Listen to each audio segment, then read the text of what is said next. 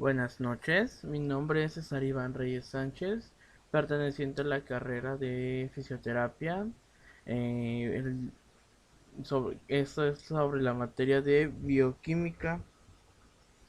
El día de hoy vamos a hablar sobre el tema 3, biomoléculas y sus propiedades. Bien, empecemos con las biomoléculas. Las biomoléculas son los compuestos químicos que forman la materia viva. Resulta de la unión de los bioelementos por enlaces químicos, entre los que destacan los tipos covalente. Se distinguen por biomoléculas orgánicas y biomoléculas inorgánicas. Las biomoléculas inorgánicas son características de la materia inerte, pero se encuentran también entre los seres vivos. No poseen átomos de carbono, o si aparece, no forman cadenas con otros carbonos y con hidrógenos. Son el agua, las sales minerales y algunos gases que pueden desprenderse o utilizarse en el transcurso de las reacciones químicas de las células, como el oxígeno y el dióxido de carbono. Bien, y las biomoléculas orgánicas están formadas por carbono, al que se une al menos hidrógeno y oxígeno, y en muchos casos nitrógeno, fósforo, azufre. En general, son moléculas exclusivas de los seres vivos, salvo el caso del metano, que es el hidrocarburo más simple y que sabemos que puede tener un origen no biológico. Bueno, este, de aquí pasamos para el tema 3.1, aminoácidos, péptidos y proteínas. Bien, aquí podemos ver una imagen de un aminoácido, un péptido y una proteína. A lo largo de la exposición vamos a darnos cuenta que eh, un cierto número de aminoácidos forman lo que es un péptido, y luego un péptido hace lo que es una proteína. Incluso se le conoce al péptido como fragmentos de proteínas. Pero bueno, eso es más adelante. Empecemos con aminoácidos. Un aminoácido es una biomolécula que posee un carbono que tiene saturadas sus cuatro valencias de esa siguiente forma. Lleva unido un grupo amino, como puede verse aquí en la imagen, un carbono, con un grupo ácido carboxílico. Aquí está, grupo carboxílico, y un hidrógeno. Y aquí podemos ver el hidrógeno. Esto es común para todos los aminoácidos, y la cuarta valencia está saturada por diferentes átomos o moléculas dependiendo del aminoácido del que se trate. Lo denominaremos normalmente como R o cadencia o cadena radial. Este radical puede ser el hidrógeno en el caso de la glicocola, o una cadena carbonada con un grupo de alcohol en el caso de la treonina, un grupo sulfídrico en la metionina, o una molécula orgánica cíclica como la fenilalanina, etcétera.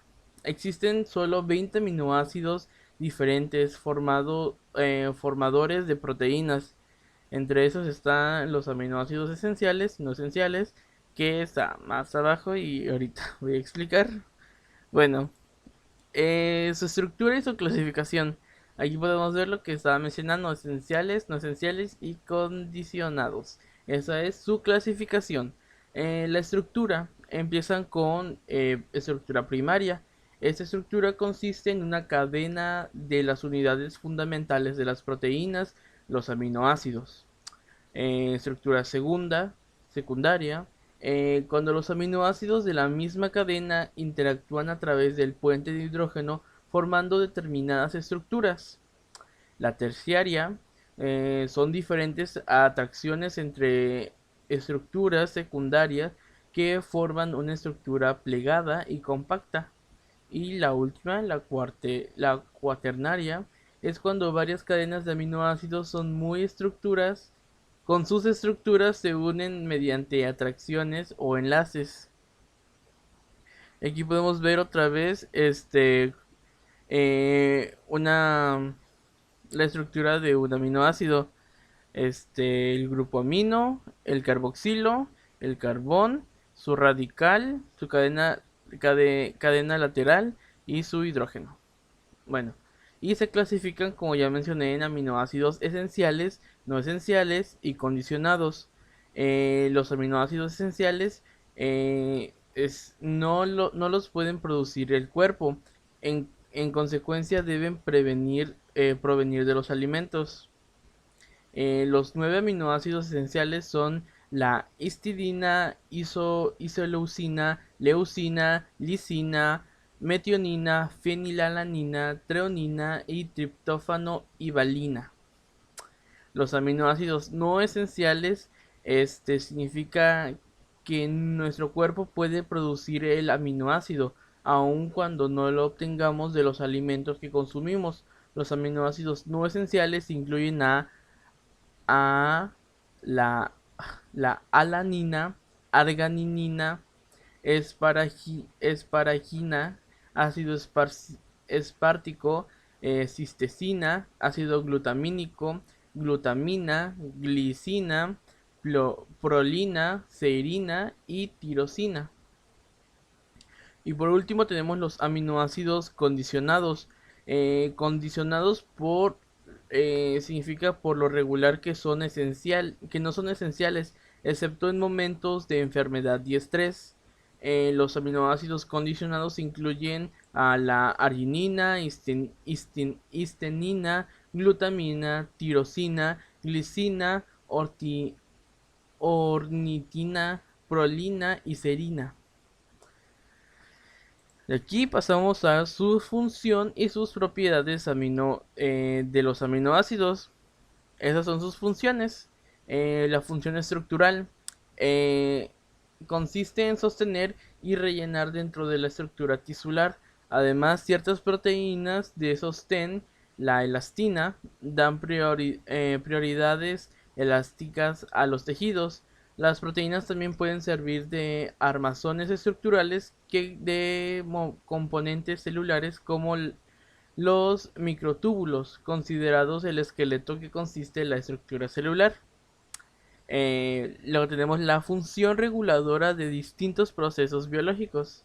En los aminoácidos existe una función conocida como enzimática, que es la encargada de acelerar el proceso de las reacciones bioquímicas que tienen lugar en nuestro cuerpo. De esta manera se pueden producir dos formas de regulación, una por homeostasis interna de nuestro organismo, en la que ciertas proteínas regulan los distintos procesos de ósmosis que tienen lugar en la membrana celular, y la otra por división celular, mediante la proteína ciclina, un mecanismo muy importante a la hora de entender distintas enfermedades como el cáncer. Tenemos luego la función defensiva. Muchas de las toxinas que son perjudiciales para nuestro organismo tienen una estructura proteica, como es el caso de los venenos de distintos animales. Por otro lado, existen proteínas que forman parte de nuestro sistema inmunitario, que tienen una función claramente defensiva frente a organismos patógenos como virus o bacterias. Luego tenemos la función de transporte. Otra función de los aminoácidos es que tienen la capacidad de acoplarse a otras moléculas, facilitando su transporte a lo largo de nuestro cuerpo. Su uso o degradación. Un modelo de proteína de transporte es la hemoglobina, que se encuentra en la sangre, que es capaz de enviar el oxígeno o dióxido de carbono por el torrente sanguíneo para ser utilizado por las células para su eliminación. Luego tenemos la función de contracción. Contracción, sí. Los aminoácidos también forman parte de las proteínas musculares involucradas en la contracción. Dentro de estas destacan la miosina y la actina, que forman parte de las fibras contráctiles de los músculos. Gracias a ellas es posible la contracción muscular y por tanto el movimiento de extremidades, así como el movimiento de contracción y relajación. Nuestro cuerpo o los movimientos intestinales esenciales para un correcto proceso del procesado de los alimentos durante la digestión. Tenemos después lo que es la función de reserva energética. Una de las funciones más importantes, perdón, ya se fue. Una de las funciones más importantes de los aminoácidos es que aportan energía al organismo. Esto ocurre cuando las reservas de grasas se agotan y es necesario degradar las proteínas para obtener energía química con el objetivo de seguir realizando los procesos vitales básicos, manteniendo la función fisiológicas básicas de nuestro cuerpo. Y por último, tenemos este es que los aminoácidos también tienen una función individual para favorecer la producción de glóbulos blancos o la reducción de de la presión arterial. Otras proteínas, en cambio, facilitan la cicatrización del tejido muscular, la piel y los huesos. También destacan la metionina, que tiene propiedades antioxidantes. Bien, de aquí nos pasamos a lo que es los péptidos, el tema 3.1.2. El término péptido se refiere a una serie de aminoácidos unidos entre sí, como antes lo mencioné. Los aminoácidos son la unidad básica que forman las proteínas y una serie corta de ellos. Cadena corta de aminoácidos se llama péptido. Los péptidos se organizan en estructuras más complejas que se llaman proteínas. Las proteínas son los bloques de la construcción de las células. De aquí nos pasamos al enlace peptídico y las características estructurales. El enlace peptídico es un enlace covalente entre un grupo amino en un aminoácido y en el grupo carboxilo de otro aminoácido. El enlace peptídico implica la pérdida de una molécula de agua y la formación de un enlace covalente. Es en realidad un enlace amida sustituido. Sí. Luego tenemos las características estructurales. En la estructura de un péptido o de una proteína, cada aminoácido presenta un valor de F y otro de Y determinados. Es, es el tamaño físico de los átomos o grupos de átomos presentes en las cadenas laterales el que determina los posibles valores que pueden adoptar los ángulos F y Y. Cuando se presentan los valores phi y psi de cada aminoácido se obtiene la gráfica de Ramachandra, en la que distinguimos tres regiones con valores peptídicos de los ángulos torcidos, ya que no dan lugar a impedimentos estéticos estéricos de la estructura. Bueno, de aquí nos pasamos a la clasificación.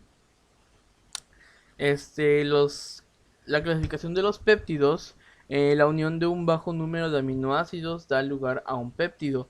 Eh, un un oligopéptido, su número de aminoácido es menor a 10. Un polipéptido, número de aminoácido mayor a 10.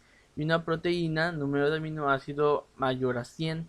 Las proteínas con una sola cadena polipeptídica se denominan proteínas monoméricas, mientras que las compuestas de más de una cadena polipéptida se conocen como proteína multimérica.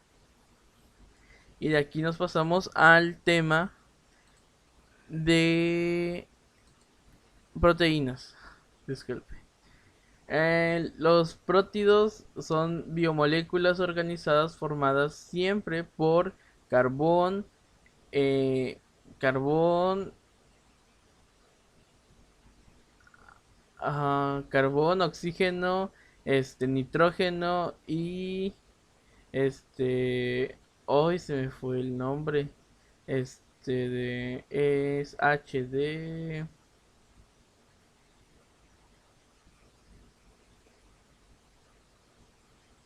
hidrógeno. Ay, disculpe.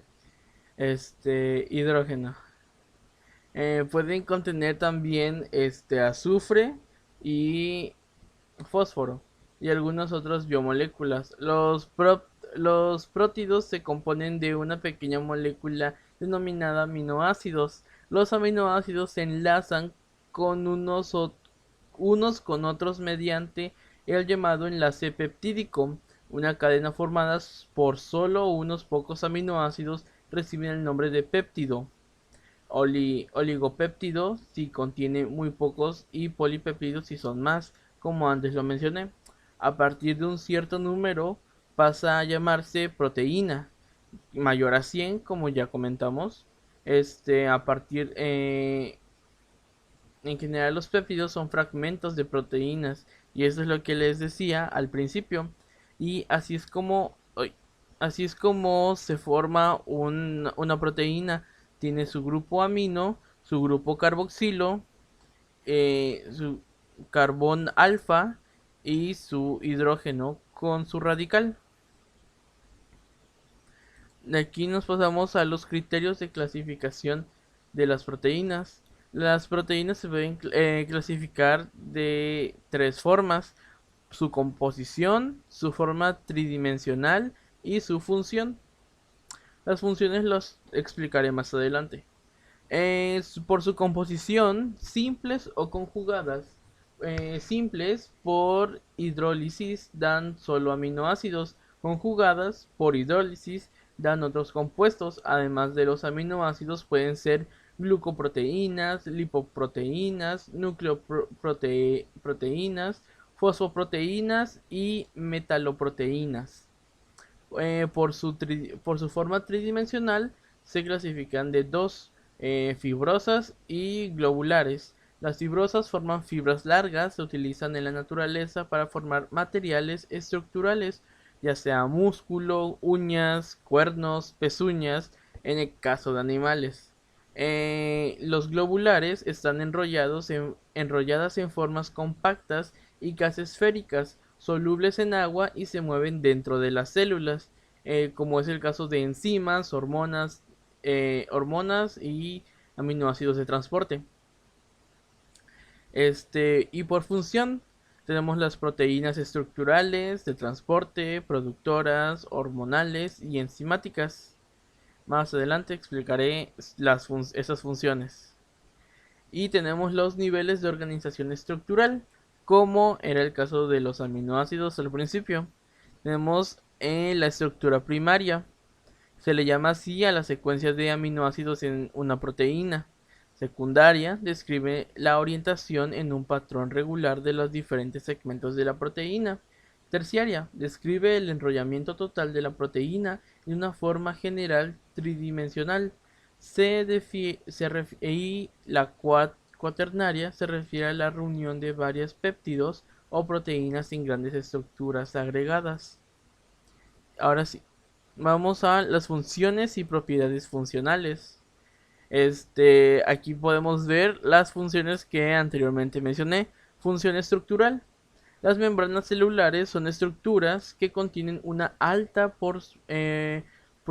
proporción de proteínas. El colágeno, la elastina y la queratina son proteínas que aparecen formando parte de los huesos. Colágeno. Están bajo la piel, colágeno y elastina, o forman la epidermis de la piel, las uñas, los cuernos, los pelos o las plumas, queratina. Luego tenemos la función transporte. Hay proteínas sanguíneas que transportan lípidos, por ejemplo el colesterol. La hemoglobina transporta oxígeno también en la sangre. La mioglobina lo hace en los músculos y los citocromos transportan electrones en los mitocondrias, permitiendo el proceso de la respiración celular. De aquí nos pasamos a estas cuatro.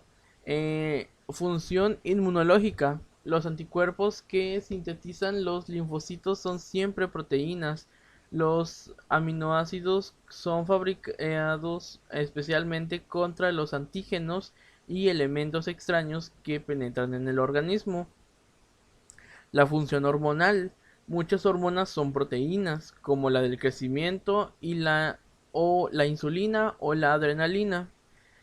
La función contráctil. La actina y la miocina responsables de la contracción muscular son proteínas. Estas las mencionamos antes en los aminoácidos. Y también la función enzimática o biocatalizadora. Esa función es fundamentalmente las enzimas. Las enzimas son proteínas que favorecen y permiten que tengan lugar todas las reacciones químicas de las células. Y hay otras funciones que no se mencionan mucho. El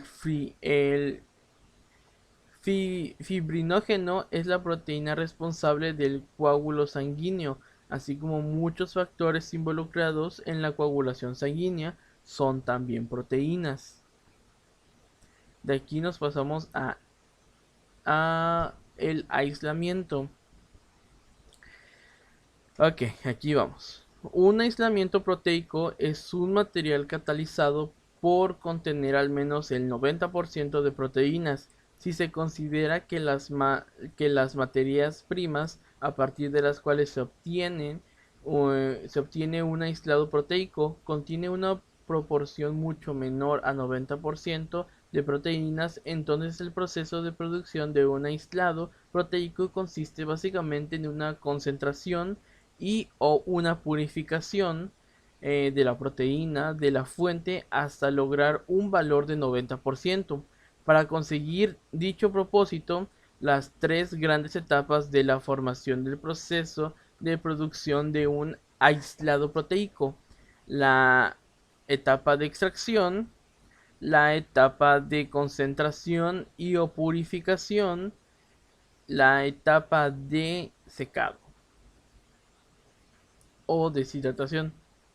Bueno, trataré de resumir esto porque es algo complicado de explicar y bastante extenso.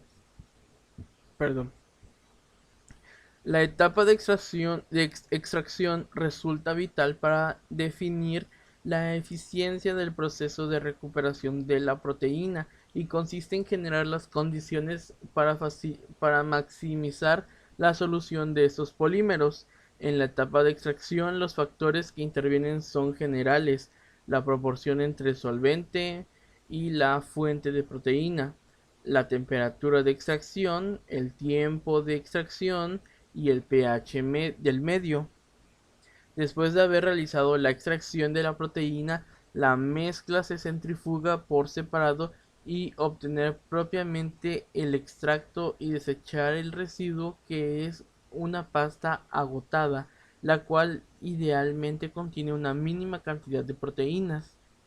Luego tenemos la etapa de concentración y o purificación. Después de la extracción proteico se somete a una segunda etapa en la que la concentración y o purificación de proteínas. Para ello se puede aplicar tres procedimientos, de los cuales dos son de tipo fisioquímico: precipitación isoeléctrica o precipitación por salado, y el otro del tipo físico, todos ellos derivados de la manipulación de proteínas, de propiedades de las proteínas. En el caso de la precipitación isoeléctrica, el extracto proteico se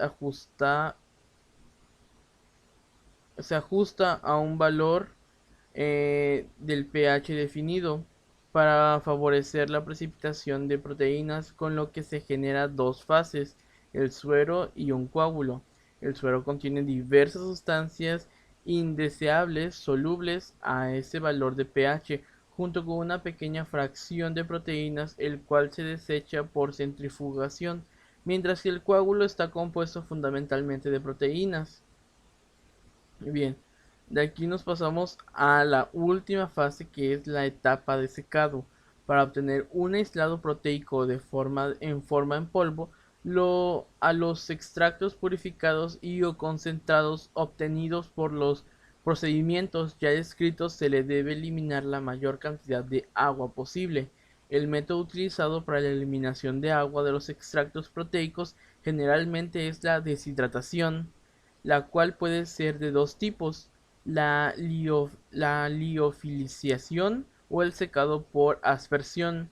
La liofilización es un proceso en el que se congela el producto y posteriormente se introduce a una cámara de vacío para realizar la separación del agua por sublimación. La ionización, la, liof- la liofilización es la etapa final.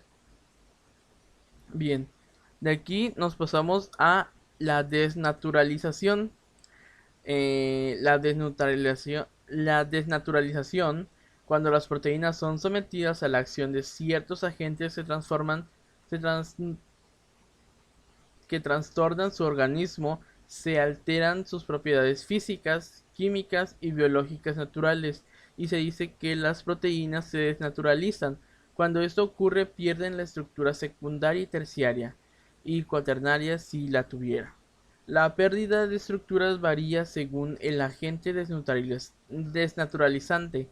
La transformación puede ser reversible o irreversible, que es el caso más común. Entre los agentes naturalizantes más comunes están el calor, ácidos alcalis, solventes miscibles del agua, soluciones concentradas de electrolitos. La desnaturalización no involucra pérdida de estructuras primarias. Bien, de aquí nos pasamos a el metabolismo proteico. El metabolismo proteico se caracteriza por presentar un largo proceso, empezando con la digestión. La digestión es el proceso de degradación de proteínas contenida en los alimentos de la dieta. No comienza en la cavidad bucal debido a que en la saliva no se encuentran enzimas proteolíticas. En ese proceso se inicia en el tracto gastrointestinal a través de enzimas proteolíticas, en principio en el estómago por medio de jugos gástricos. Se producen posteriolisis, destrucción de bacterias y activación de pepsinógeno inactivo en la pepsina. Secundariamente en la luz intestinal del duodeno y el yeyuno es a través del jugo pancreático que se liberan endopeptidasas y exopeptidasas que activan enzimas proteicas como tripsina, quimiotripsina, elastina, elastasa, que hidrolizan enlaces del interior de la proteína, y carboxipeptidasas A y B que hidrolizan enlaces de los extremos en una etapa final. El proceso de digestión culmina con la acción del borde del cepillo del en- entorcito a través de las enzimas peptidasas, dando como resultado triséptidos, dipéptidos y aminoácidos libres. Vaya. De aquí tenemos luego la absorción de aminoácidos, el transporte de aminoácidos al interior del enterocito depende de tres sistemas, en su mayoría con gastos de energía metabólica, o sea, el ATP, dependiendo de el sodio, independiente del sodio y difusión facilitada. La digestión y la absorción de proteínas en el organismo mantiene una eficacia del 94%. Solo una pequeña cantidad llega a ser eliminada a través de heces fecales sin sufrir modificación alguna. Sin embargo, la absorción de proteínas como tal por parte del enterocito se da en un principio del nacimiento como la albumina, ferritina, hemoglobina G y factores intrínsecos. Bien, de aquí nos pasamos al metabolismo de aminoácidos en el enterocito. Esa apenas es la tercera fase de este metabolismo proteico.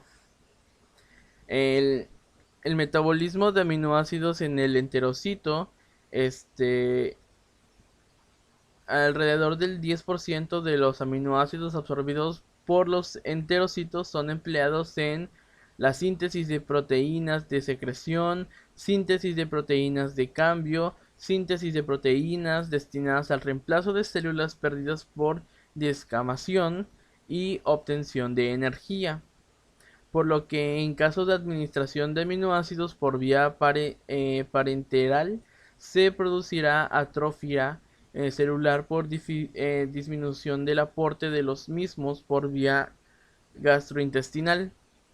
Bien, de ahí pasamos a la cuarta fase, que es el metabolismo de aminoácidos en el hígado. Los aminoácidos son transportados del enterocito hacia la vena porta, conformando el denominado pool o fondo común de aminoácidos, regularizado por el equilibrio de aportación como la absorción intestinal, síntesis de aminoácidos, catabolismo de proteínas císticas y sustracción como síntesis de proteínas, síntesis de nuevos aminoácidos, y así. De aquí nos pasamos a... Ay, sí. La degradación o catabolismo de aminoácidos. Este proceso se inicia solo cuando la ingesta de proteínas sobrepasa los requerimientos del organismo para la biosíntesis de proteínas, razón indicada para la eliminación de la cantidad excesiva, debido a que los aminoácidos no se almacenan en el cuerpo, por tanto esto debe mantenerse un equilibrio entre procesos anabólicos y catabólicos.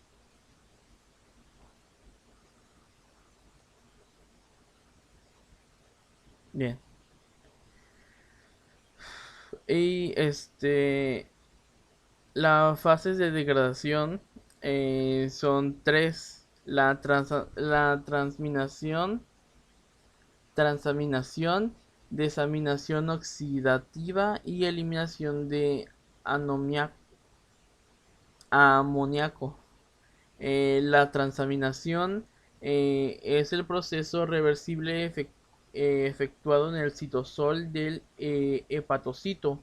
Consiste en la transferencia del grupo amino de un aminoácido a un acetoglutarato por medio de un cofactor del piridoxal fosfato, dando como resultado a acetocidos, esqueleto carbónico y glutamato. Los únicos aminoácidos que sufren transaminación son la lisina, la prolina, la hidroxiprolina y la treonina.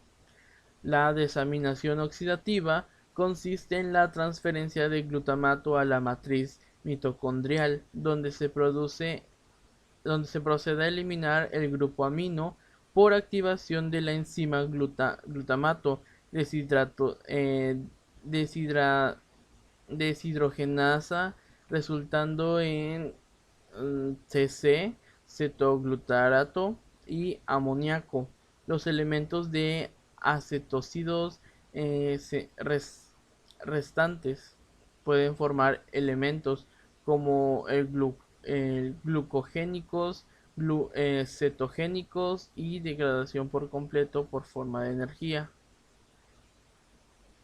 Y por último tenemos la eliminación de aminoácidos eh, de amoníaco, perdón, de amoníaco NH3. El amoníaco del organismo se obtiene de dos fuentes: por desanimación oxidativa del glutamato y por acción de las bacterias de la flora intestinal, y es considerado elemento tóxico, donde su eliminación va de tres vías: la síntesis de urea en el hígado, el ciclo en la urea o urogénesis, y la formación de glutamina, y también una cuarta, que es la excreción renal. Bueno, y con esto terminamos este tema, que fue las biomoléculas y sus propiedades. Gracias por escuchar.